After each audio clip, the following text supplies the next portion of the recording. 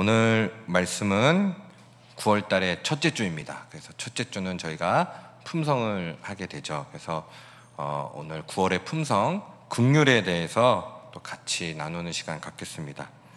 사실 이 긍휼도요, 모든 품성의 기초라고 말할 수 있습니다. 성경이 한마디로 요약하면 뭐라고 생각되십니까? 저는 이제 성경을 한마디로 딱 요약하면 사랑이다라고 말씀할 수 있겠습니다. 그래서 특별히 또 한 절을 찾으라 그러면 요한복음 3장 16절, 이게 아주 성경의 메시지를 딱 요약해냈다고 생각이 됩니다. 우리를 너무 사랑하셔서 하나밖에 없는 아들 예수를 내어주신 그 사랑, 이 사랑이 바로 성경을 요약할 수 있는 것이라고 생각합니다. 그런데요, 이 사랑은요 사실 긍휼에 기초합니다. 긍휼이 여기는 마음이 있기에 사랑을 할 수 있는 것입니다. 긍휼이 사전적인 언어로는요, 다정히 사랑하며 측은히 여김, 불쌍히 여겨 동정함이라는 뜻을 가지고 있습니다. 근데 우리 이 품성에서 긍휼을 보면 다른 사람의 상처를 낫게 하는데 필요하면 무엇이든 내주는 것, 이렇게 보고 있죠. 그러니까 우리 품성에서의 이 긍휼은 그 사전적인 긍휼을 포함하고 있죠. 불쌍히 여겨서 동정하기 때문에 그 사람의 상처를 낫게 하는데 필요하면 무엇이든 내어준다. 이것이 바로 우리 품성에서 말하는 긍휼입니다. 그래서 긍휼이라는 단어가 오늘 물론 마태복음 5장 7절에도 쓰여 있는데, 이게 헬라어로 원어로는 엘레에오라는 단어가 원어인데요, 이 단어는 불쌍히 여기다, 멸망에서 살려내다, 자비를 보이다 라는 뜻이 있습니다. 그러니까 이 단어를 딱 보면은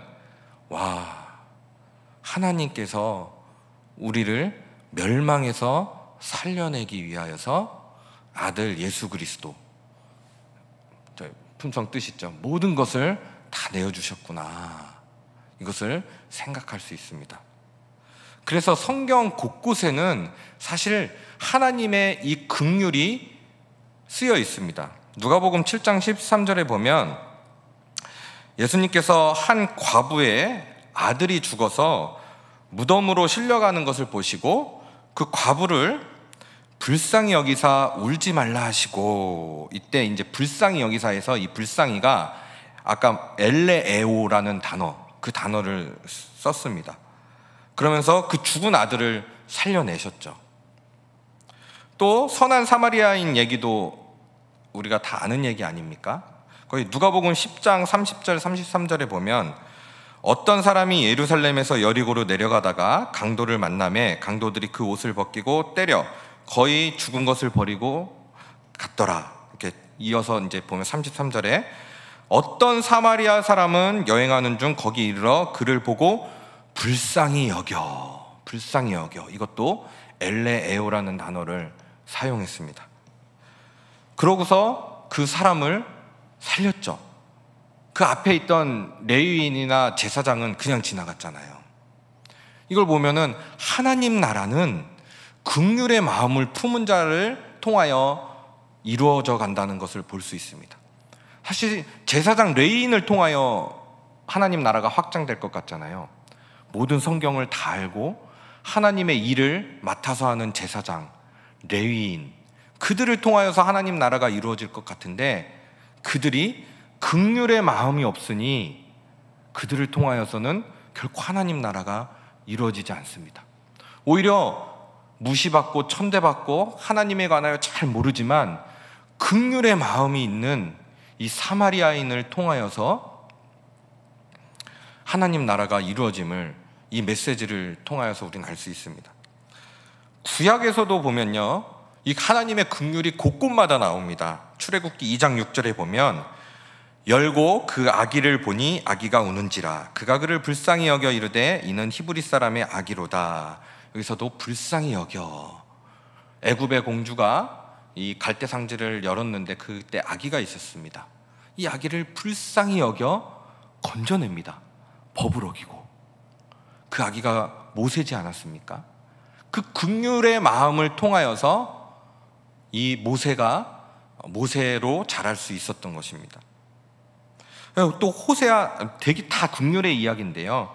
호세아 11장 8절에 보면 에브라임이여 내가 어찌 너를 놓겠느냐, 이스라엘이여 내가 어찌 너를 버리겠느냐, 내가 어찌 너를 아드마같이 놓겠느냐, 어찌 너를 수보인같이 두겠느냐, 내 마음이 내 속에서 돌이키어 나의 긍휼이 온전히 불붙듯 하도다. 하나님의 긍휼이 불붙듯 하도다. 이 아드마와 스보임은 이 벨라와 함께 소돔과 고모라가 하나님의 심판으로 멸망할 때 같이 멸망한 소돔과 고모라에 있는 인근의 도시입니다. 그러니까 하나님께서 그렇게 멸망하도록 내버려 두지 않겠다. 왜? 나의 긍휼이 불붙듯 하여서. 이 호세아 얘기는 사실 그거 아닙니까? 지금 북이스라엘 백성들이 너희들이 고멜이다. 고멜 아시죠? 호세아의 부인 창녀. 그거를 깨닫게 해주는 거 아닙니까? 우리가 단순히 그냥 고멜만 보면 어떻게 저런 여자가 있을 수 있냐, 가서 아내로 데려왔더만 또 밤마다 다른 짓 해서 또 다른 남자 만나서 팔려가고. 그런데 그걸 또 호세아가 가서 값을 주고 사오죠. 하나님의 말씀으로 인하여서. 어떻게 고멜, 야 정신 못 차리네. 가서 선지자가 가서 아내로 맞아들였는데. 그런데 니네가 고멜이다. 북이스라엘, 너희들 나를 향한 마음 어떻냐? 내가 너희들의 신랑인데 맨날 다른 데 마음 두고 다른 걸 사랑하고. 이걸 호세아에게 보여준 거 아닙니까? 그러니까 호세아가 이제 막 여호와께 돌아가자, 이걸 깨닫고, 그 전까지는 지식적으로는 하나님을 알았는데, 야, 하나님의 사랑이 이런 거구나. 그래서 오늘 말씀에 멸망받기에 합당한데 이 북이스라엘이 그래도 또 기회를 주시는 겁니다. 긍휼, 이 긍휼의 마음이 불붙어서. 아까 그 엘레에오라는 뜻이 멸망에서 살려내다, 이 헬라어 단어가 그 뜻이지 않습니까? 그러니까 사실 그것도 다 긍휼의 마음에서. 그러니까 우리가 신앙생활을 하면서 이 긍휼의 마음이 없다면 사실 아무리 딴 걸 훌륭히 다 해낸다 해도 아까 그 제사장과 레위인처럼 하나님의 나라와는 전혀 상관없는 사람이 될 수 있는 겁니다. 그래서 이 품성이 너무나도 중요한 거죠. 그냥 긍휼, 하나님은 긍휼이 많으신 분, 그게 아니라 마찬가지로 우리도 이 긍휼의 품성이 없다면, 죄송합니다, 아무리 저처럼 목사가 돼도, 아무리 선교를 해도, 아무리 교회에서 직분을 얻어도 이 긍휼이 없다면 오히려 하나님의 나라와는 전혀 상관없는 그냥 종교적인 열심만 내고 있는 그런 모습이, 제사장과 레위인과 같은 모습이 우리에게 있을 수 있다는 것입니다. 룻기에도 보면은 보아스라는 인물이 나오는데요, 이 친족이 죽었음에도 불구하고 다른 아무 기대도 하지 않고 사랑과 긍휼로서 이 보아스가 룻을 돕습니다. 그때 나오미가 룻기 2장 20절에 이렇게 말합니다. 그가 우리 가족을 불쌍히 여겨 저렇게 돕고 있으니 하나님께서 보아스에게 복을 주시고 은혜 베푸시기를 원하노라. 불쌍히 여겨. 우리에게 긍휼의 마음이 있어서 보아스는 진실한 마음으로 나오미와 며느리에게 긍휼과 자비를 베풀었습니다. 그래서 이 긍휼로 인하여서 이 나오미가 이 룻이 원래 엘리멜렉의 남편이 엘리멜렉이었잖아요. 그 후손을 이은 게 아니라 이 보아스가 긍휼히 그를 여겨서 자신의 아내로 맞아들여 이 성경의 계보를 잇습니다. 이 룻을 통하여서 그러니까 보아스와 룻을 통하여서 예수 그리스도가 탄생하지 않습니까? 이게 바로 또 다 긍휼에서 비롯된 겁니다. 그러니까 보아스가 뭐 엄청나게 영향력 있는 사람이고 대단한 사람이고, 물론 이 당시에 좀 유력한 가문이긴 했죠. 근데 그거 전에 긍휼의 마음이 있기 때문에 하나님의 나라를 이어간 것입니다. 예수님은 긍휼의 중요성을 1만 달란트 빚진 자의 비유를 통해서 증거하십니다. 이 1만 달란트 빚진 자는 임금의 종이었죠. 그 임금에게서 1만 달란트의 돈을 빌렸습니다. 그런데 왕은 그 돈을 다 탕감해 줍니다. 1만 달란트를 빌리고 어떻게 갚을 길이 없는 거예요. 지금으로 하면요, 몇 조 원입니다. 몇 조 원. 근데 아무 조건도 제시하지 않고 이 종의 그 빚을 탕감해 줍니다. 그래서 이 종은 얼마나 좋았겠습니까? 이제 죽었다 생각하고 있었는데 그걸 아무 조건 없이 용서해 줬으니까요. 그래서 기쁨으로 집에 돌아가다가 자기에게 100데나리온 빚진 자를 만났는데 지금으로 따지면 한 500만 원 정도입니다. 근데 그 사람을 보자마자 화를 내면서 당장 목을 잡고 돈을 갚으라고 합니다. 곧 갚을 때니까 참아달라고 하죠. 근데 이 사람은 얄짤없습니다. 긍휼을 베풀지 않고 옥에 가두어 버렸습니다. 자기는 긍휼을 받았는데 자기는 긍휼을 베풀지 않는 것입니다. 이 소식이 그 임금에게 들려갔죠. 그러면서 그 임금이 다시 그 종을 불러다가 내가 너를 불쌍히 여겨서 모든 것을 탕감시켜 줬는데 너는 그것보다 비할 수 없는 그것을 탕감해 줄 수 없느냐? 그러면서 다시 그 종도 감옥에 가두어 버렸습니다. 이 모습을 보면서도 마찬가지로 우리도 그럴 수 있다는 것입니다. 하나님께 말할 수 없는 그 긍휼을 받았는데 근데 우리는 아주 사소한 것조차도 긍휼을 베풀지 못하는 그런 모습이 있을 수 있다는 것입니다. 이 긍휼의 마음이 없으면 사실 하나님 나라랑은 전혀 상관없는 것입니다. 오늘 중등부 시간에는 용서에 대해서 했는데 마침 본문이 용서여가지고요. 그 요나서가 본문이었는데 그때도 동일하게 했는데 용서의 마음이 없으면 하나님 나라하고는 전혀 상관없는 사람입니다. 용서를 하지 않으면 아무리 그 사람이 대단한 일을 하고 대단한 업적을 낸다 해도 용서, 긍휼, 사랑 앞으로 우리 계속 품성하잖아요. 이 품성이 진짜 전혀 변하지 않는다면 물론 예수님처럼 어떻게 완벽할 수 있겠습니까? 그만큼 품성이 아무것도 아닌 것 같은데 너무너무 중요한 겁니다. 이런 긍휼은요, 내가 가진 무엇으로 베풀어준다는 그런 시혜적 차원이 아니라 먼저 하나님 앞에서 보잘것없는 존재이며 비참한 존재라는 것을 깨달을 때 가능합니다. 1번이 그거죠. 하나님의 자비가 얼마나 넓은지를 안다. 하나님께서 나를 긍휼히 여겨주시지 않았다면 멸망받을 수밖에 없는 죄인이다. 이거를 깊이 마음속으로 깨닫고 삶 가운데 나타내는 것. 지식적으로 아는 것 말고요. 호세아도 맨 처음엔 지식적인 걸로밖에 몰랐거든요. 근데 이 고멜을 경험하고 나서 내가 고멜이었구나.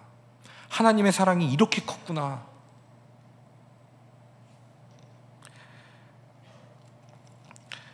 참된 긍휼은 어떤 필요함 때문에 생긴 것이 아닙니다.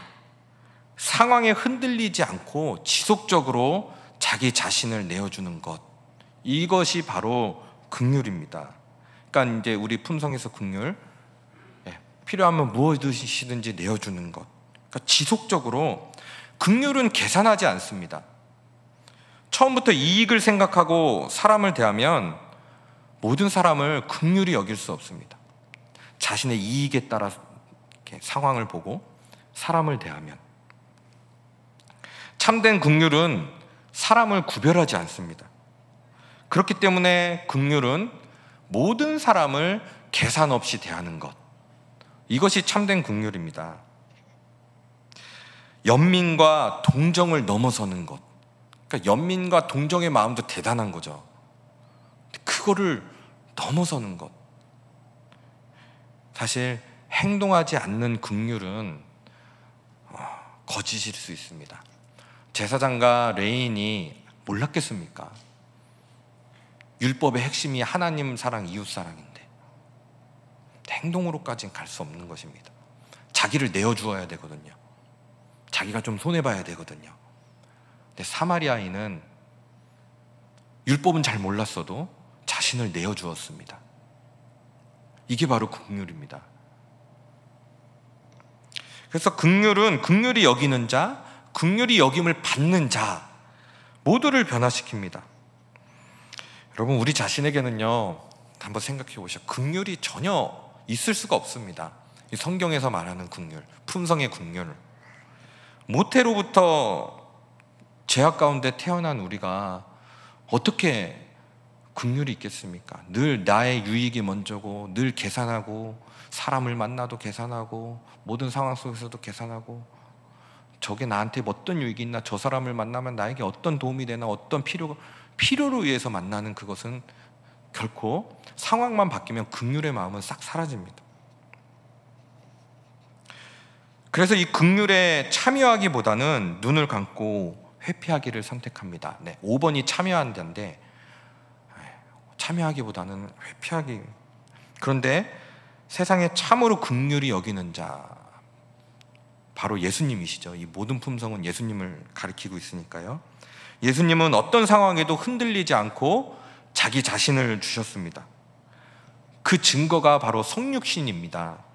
예수님은 성육신을 통해서 그 어떤 것을 주시지 않고요, 자신을 주셨습니다. 모든 것.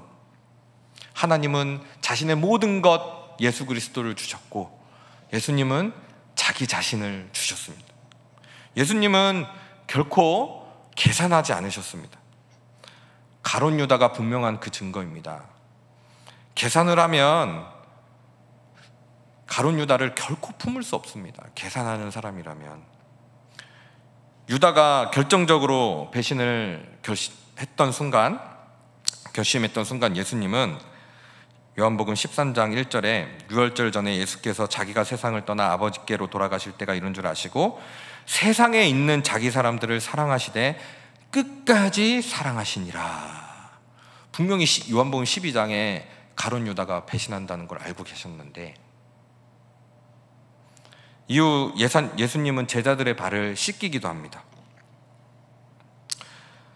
그럼에도 불구하고 예수님은 유다를 계산하지 않았던 것입니다. 손해의 정도가 아니라 생명 자체를 위협하는 일이었거든요, 가룟 유다의 배신은. 그런데도 가룟 유다를 품으십니다. 예수님께서 사람들을 불쌍히 여기실 때 자주 사용되는 단어가 뭐냐면 민망히라는 표현을 자주 사용하십니다. 민망히 여겼다. 이 말의 어원은 바로 내장입니다. 내장. 그러니까 민망히 여긴다는 것은 한 사람을 자기 자신의 내장과 같이 여긴다는 표현입니다.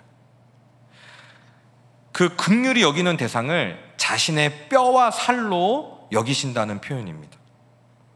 그러니까 이 긍휼에 참여하지 않을 수가 없으셨죠. 우리 예수님은 긍휼히 여기시는데 계산하지 않고 그 사람을 나의 뼈와 살로 생각하고 안타까운 마음, 불쌍히 여기는 마음이 있으니까 거기에 그냥 참여하시는 겁니다. 우리와 같은 뼈와 살을 가진 사람으로 우리 예수님께서 오신 것만으로 해도 참으로 황송할 노릇인데, 예수님의 참여는 그 수준을 넘으셔서 예수님은 식민지 백성, 그 당시에 유다가 로마의 식민지였잖아요. 이 식민지 백성을 긍휼히 여겨서 식민지 백성으로 오셨습니다. 그냥 그렇게 오신 거예요. 가난한 사람을 긍휼히 여겨서 가난한 사람이 되셨습니다.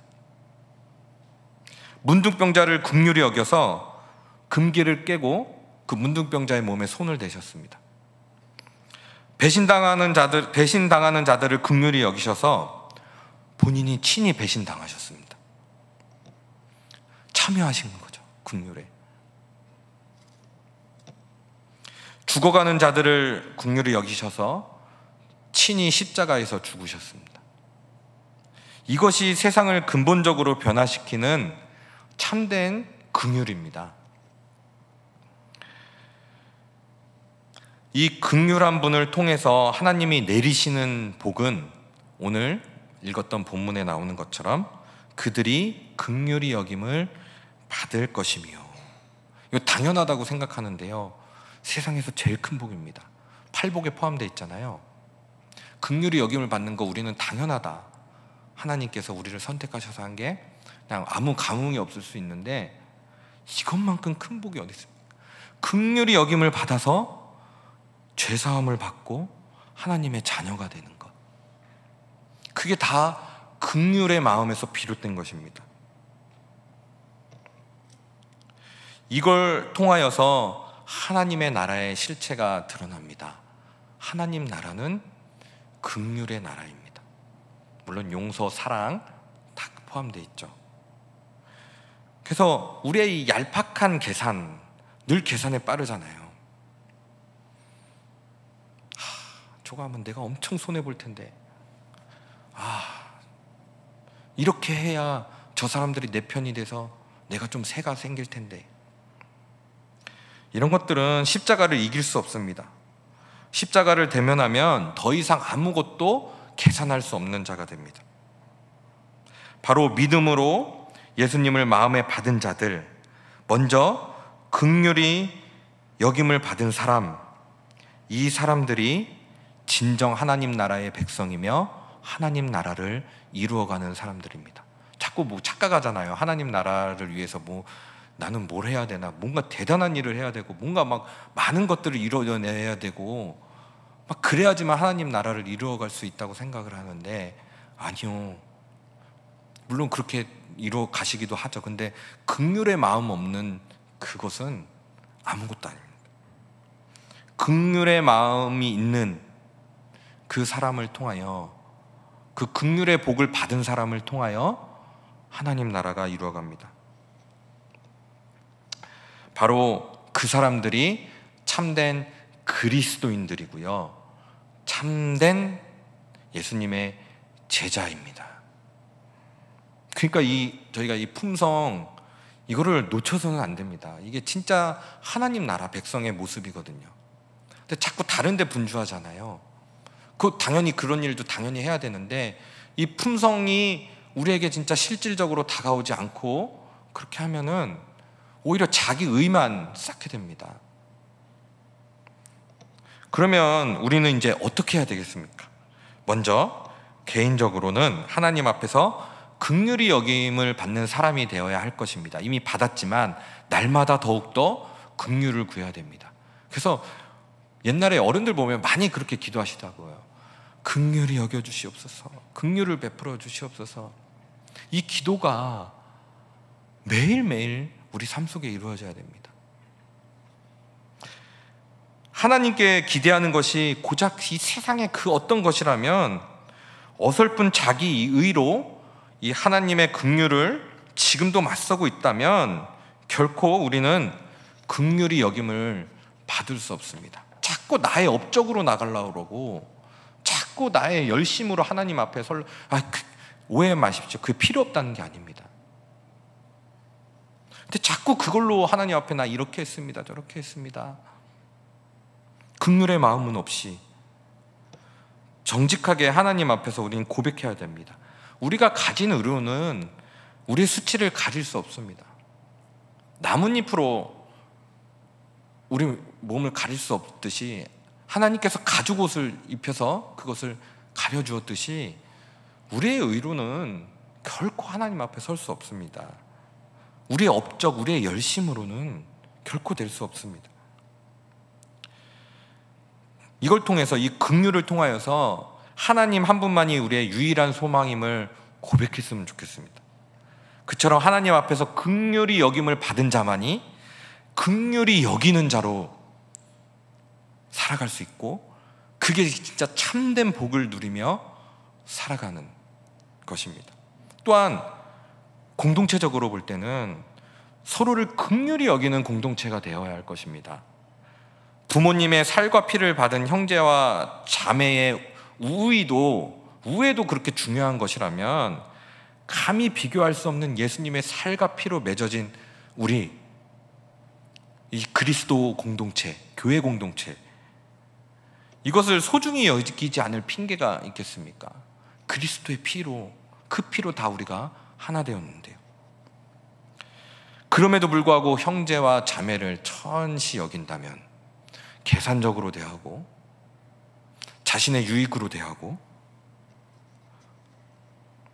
그것만큼 사실 저는 이걸 죄라고 말하고 싶습니다. 어떻게 하나님 앞에 설 수 있겠어요? 아까 그 용서하지 않는 그 종처럼 그렇게 큰 긍휼을 받았는데. 그러면 이제 우리가 무엇을 해야 할지 너무 명확합니다. 이 긍휼, 사실 우리 힘으로, 우리 아까 말씀드린 것처럼 우린 긍휼이 없습니다. 그러면 예수님이 시작하신 것을 신실하게 따라가면 됩니다. 예수님께 붙어 있으면 됩니다. 상황에 흔들리지 않고 지속적으로 자신을 주는 것, 일회성이 아니라, 이게 긍휼이라고 했는데, 사람을 계산하며 대하지 않는 것, 서로를 민망히 여기며 참여하는 것, 이것이 바로 긍휼히 여기는 공동체를 향한 하나님의 소명입니다. 하나님이 원하시는. 진짜 사회에서 엄청난 분들이 여기 다 모여 있는데 긍휼이 없다. 그 공동체가 서로를 민망히 여기는 것이 없고, 서로를 대할 때마다 계산하면서 대하고, 서로의 팔을 만들고, 하나님의 긍휼을 아는 받은 사람이라면 결코 그럴 수 없습니다. 참된 긍휼에 우리 자신과 세상을 구원할 모든 능력이 있습니다. 이것은 바로 아까 계속적으로 말씀드린 것처럼 하나님 나라가 여기에 있다는 것입니다. 겸손히 긍휼히 여기시는 예수님을 바라보고 그 예수님께 우리 자신을 드릴 때 이 긍휼이, 이 품성의 긍휼이 흘러가고 그것으로 하나님 나라가 확장될 것입니다. 그렇게 여태까지 확장되어 왔어요. 하나님 나라는 한번 살펴보십시오. 그런 분들, 이름 없이 빚도 없이 그 긍휼의 마음으로 살아가신 분들을 통해서 하나님 나라가 확장된 것입니다. 삶 속에서 긍휼을 어떻게 적용해야 하는지 5가지로 잘 정리해 놨습니다. 이미 이 5가지는 제가 말씀 중에 다 설명했다고 생각이 됩니다. 그래서 따로 살펴보지는 않고요. 한번 읽어보시면 아마 그런 뜻이구나 아마 그러실 것입니다. 한번 읽어보고 오늘 말씀을 마치도록 하겠습니다. 하나님이 주시는 능력으로 1. 하나님의 자비가 얼마나 넓은지를 안다. 상처받은 자를 위해 기도한다. 인종, 성별, 신념, 나이, 국적을 가리지 않고 사람을 위로한다. 다른 사람의 고통에 공감한다. 참여한다. 기도하겠습니다. 하나님의 긍휼이 불붙지 않으셨다면 우리는 이 자리에 설 수도 없으며 호흡조차도 할 수 없는 불쌍한 인생들이었을 것입니다. 하나님의 긍휼, 예수 그리스도의 긍휼로 인하여서 우리는 이 자리에 나올 수 있게 되었고 하나님과 교제할 수 있는 그것을 회복하였습니다. 하나님, 마땅히 하나님께 긍휼을 받은 자답게 우리 또한 이 긍휼을 베풀며 하나님의 나라를 확장하는데 귀하게 쓰임받을 수 있도록 인도하여 주시옵소서. 예수님의 이름으로 기도드립니다.